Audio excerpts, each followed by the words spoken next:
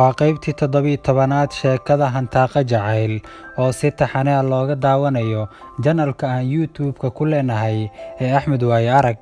Waxay qaybta hore sheekada inoo maraysay Cawaale iyo Cawo oo wada kulmay muddo dheer kadib. Sheekadii oo inoo sii socotana ka bogasho wacan. Cawaale oo hadalka sii wata ayaa yidhi, walaal markii aan in muddo ah war kaa waayay aadna uga warwaray noloshaada oo aan mararka qaar is oran jiray malaha wayba xanuunsanaysaa, markaasna intii ay caloosha buki lahayd waxaan ka doortay inay cagtu bugto. Laakiinse Soomaalida ayaa ku mahmaahda kasnaageed oo kadaloobra kaaga dambeeyey kaad ogeydba maaha. Taas ayaa run noqotay oo waadiga meel kale iga raacay. Anigana intaan noolahay jacaylkaagu waa mid igu lamaanaan doona. Cawaale oo hadalku dirqi uga soo baxayo ayaa sidaa ku yidhi Cawo.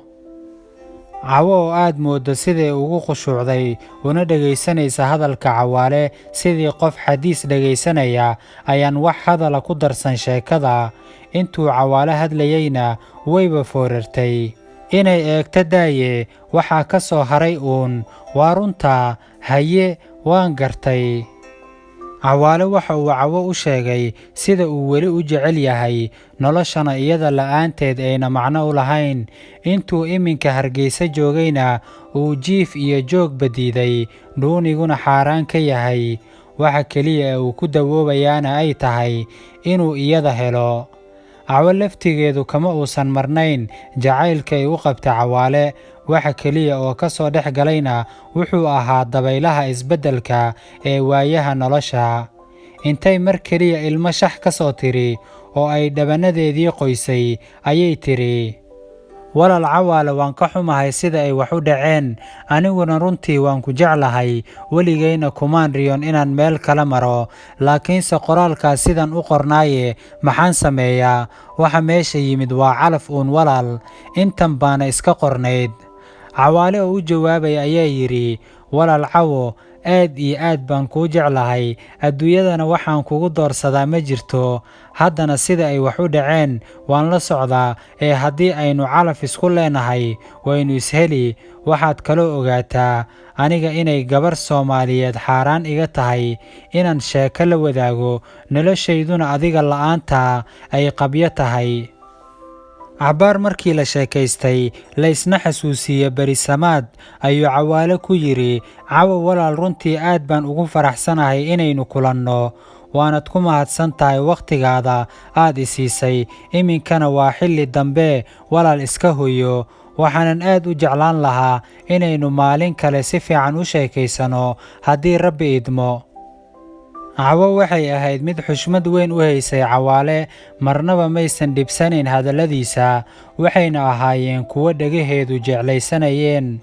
Waxaanuu Cawaale ka codsaday Cawo inay kulmaan habeenka Jimcaha ee soo socda. Waxaanu u sheegay inay ku kulmi doonaan guriga Axmed Gaab oo ay Cawaale saaxiib yihiin, iskaabulana ah, kuna habboon in laba qofood oo sida Cawo iyo Cawaale oo kale ahi ay wakhti fiican ku qaataan iyagoo isla qaadaa dhigaya arrimaha nolosha. Cawo way soo dhaweysay codsiga Cawaale, waxaanu Cawaale siiyey Cawo warqad bashqad ku xiran, sidii baana la isku macsalaameeyey. Cawo markii ay gurigoodii timid ayay waxay gashay qolkeedii. Intay hoosta ka soo xiratay ayay kala furtay dhambaalkii uu Cawaale u soo dhiibay. Waxaa lagu qoray far aad u qurux badan. Waxaa hareeraha kaga yaalay ubaxyo midabyo kala duwan leh. Waxaa dusha kaga sawirnaa shimbir wadne afka ku sita. Labada daraf ee warqaddana waxaa lagu sawiray laba indhood oo ooyaya, ilmaduna tibiq-tibiqda hayso. Cawo waxay indhaha la sii raacaysay qoraalka sida farshaxanimadu ku dheehan tahay ee warqadda ku qornaa, iyo weliba hadallada murtida badnaa ee dhambaalka ku yaalay. Wuxuu sadarba sadar u sii dhiibo markay bartanka marayso ayaa dhidid waaweyni shax ka soo yidhi. Cawo waxay ahayd qof aad u calool jilacsane. Waxaa mar keliya ka soo daadatay ilmo waaweyn, taasi oo qoysay laabteedii. Waxay soo xasuusatay jacaylkii ka dhexeeyey iyada iyo Cawaale.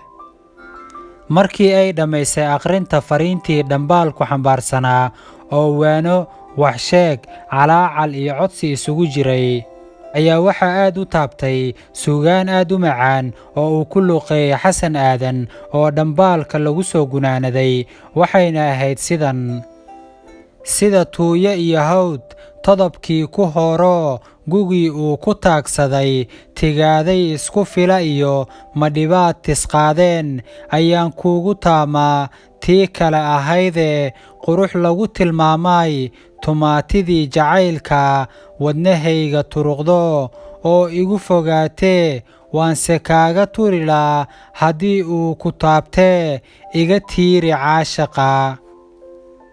Cawaale markii uu gurigiisii yimid wuxuu ahaa mid ay farxad badani ka muuqatay, yididiilo badanna qaba. Kulankii uu Cawo la kulmayna wuxuu ahaa mid runtii ifiyey noloshiisii mugdiga gashay, waxaanu noqday mid qaba rajo fiican oo ah inuu dib u hanan doono qalanjadii nolosha la wadaagi lahayd. Waxaanu raagsanayay habeenkii Jimco ah iyo ballantii uu la lahaa Cawo. waxay goorsheegtadu isku taagtay 10kii fiidnimo, waxayna ahayd habeennimo Jimco ah. waxaa dhacayay neecaw aad u macaan, waxaana da'ayay roob tiix-tiix ah. Cawaale oo ku soo labistay labiskiisii ugu quruxda badnaa ayaa mar horeba ka soo xaadiray goobtii ballanta ee ahayd guriga saaxiibkii Axmed Gaab. aad ayuu u xiiseynaya kulanka, iyadoon wakhtigii ballantaba la gaarin ayuu soo qadimay, wuxuuna sii fadhiistay kaabaddii guriga bal si uu u jeedaaliyo inay Cawo soo socoto.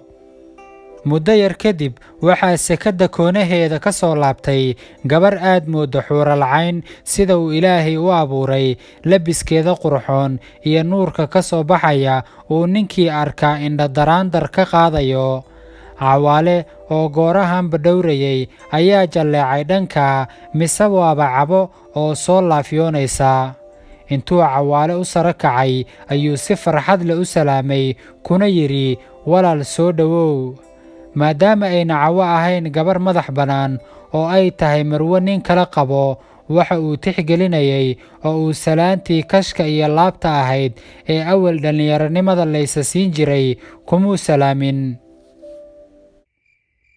la soco qaybaha dambe iyo waxa ku soo kordhi doona wadahadalka Cawaale iyo Cawo.